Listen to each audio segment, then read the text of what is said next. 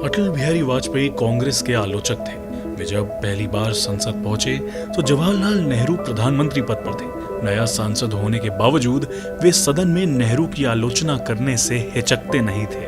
नेहरू भी उनकी प्रतिभा को पहचानते थे और एक बार उन्हें भविष्य का प्रधानमंत्री भी कहा था। नेहरू की ये भविष्यवाणी सच साबित हुई। नेहरू जी के निधन के बाद 29 मई 1964 को लोकसभा में वाजपेयी ने जो श्रद्धांजलि दी, वे अपने कवि और उदार हृदय की बानगी है। ये एक सक्रिय विरोधी की ओर से नेहरू की महानता का बखान तो था ही, खुद वाजपेयी के बड़प्पन की मिसाल था। आइए पढ़ते हैं वो ऐतिहासिक भाषण।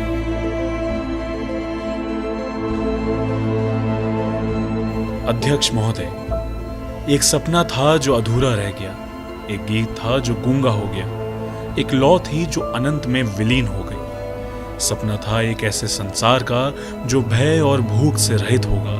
गीत था एक ऐसे महाकाव्य का जिसमें गीता की गूंज और गुलाब की गंध थी। लौ थी एक ऐसे दीपक की जो रात भर जलता रहा, हर अंधेरे से लड़ता रहा और हमें रास्ता दिखाकर एक प्रभात में निर्वाण को प्राप्त हो गया। मृत्यु ध्रुव है, शरीर नश्वर है। कल कंचन की जिस काया को हम चंदन की चिता पर चढ़ा कर आए, उसका नाश निश्चित था। लेकिन क्या ये जरूरी था कि मौत इतनी चोरी छिपे आती? जब संगी साथी सोए पड़े थे, जब पहरेदार बेखबर थे, हमारे जीवन की एक अमूल्य निधि लुट गई। भारत माता आज शोकमग्न है, उसका सबसे लाडला राजकुमार खो गया। मानवता आज खिन्न मना है, उसका पुजारी सो गया। शांति आज अशांत है, उसका रक्षक चला गया। दलितों का सहारा छूट गया, जन जन की आंख का तारा टूट गया, यव्न का पात हो गया। विश्व के रंगमंच का प्रमुख अभिनेता अपना अंतिम अभिनय दिखाकर अंतर्धान हो गया। महर्षि वाल्मीकि ने रामायण में भगवान राम के संबंध में कहा है कि वे असंभवों के समन्वय थे। पंडित जी के जीवन में महाकवि के उसी कथन की एक झलक दिखाई देती है। वो शांति के पुजारी किंतु क्रांति के अग्रदूत थे। वो हिंसा के उपासक थे किंतु स्वाधीनता और सम्मान की रक्षा के लिए हर हथियार से लड़ने के हिमायती थे। वे व्यक्तिगत स्वाधीनता के समर्थक थे किंतु आर्थिक समानता लाने के लिए प्रतिबद्ध थे। उन्होंने समझौता करने में किसी से भय नहीं खाया किंतु किसी से भयभीत होकर समझौता नहीं किया।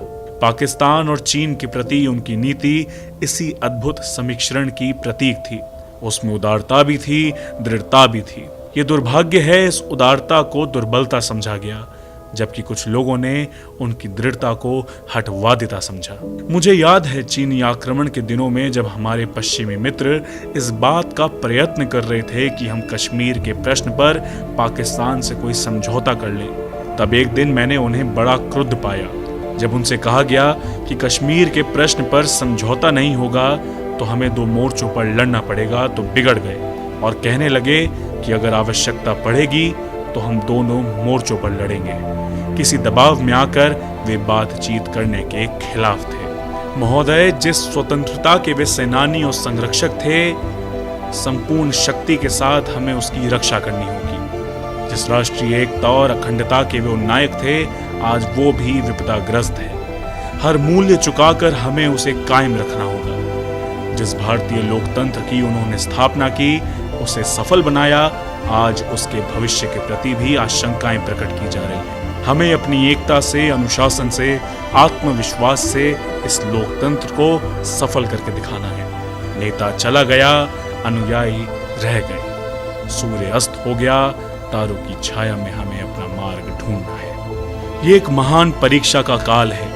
यदि हम सब अपने को समर्पित कर सकें एक ऐसे महान उद्देश्य के लिए जिसके अंतर्गत भारत सशक्त हो, समर्थ और समृद्ध हो और स्वाभिमान के साथ विश्व शांति की चीर स्थापना में अपना योग दे सके, तो उनके प्रति सच्ची श्रद्धांजलि अर्पित करने में सफल होंगे। संसद में उनका अभाव कभी नहीं भरेगा। शायद 3 मूर्ति को उन जैसा व्यक्ति कभी भी अपने अस्तित्व से सार्थक नहीं करेगा।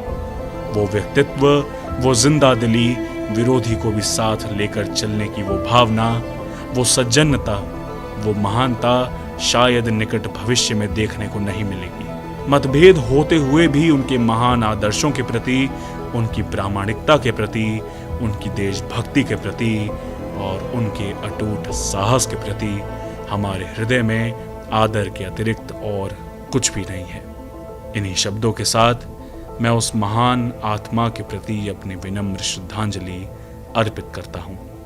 अटल बिहारी वाजपेयी।